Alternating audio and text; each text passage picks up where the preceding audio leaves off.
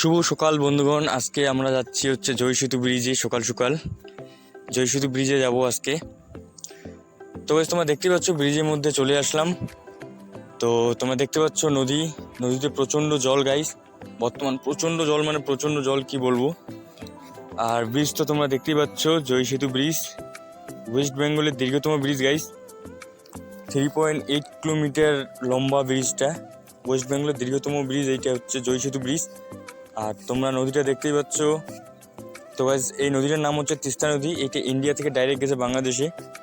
আর guys তোমার প্লেয়ারগুলোর পাশে লক্ষ্য করো, তাহলেই বুঝতে পারবা যে কীরকম স্রোত যাচ্ছে, প্রচণ্ড স্রোত গাইস।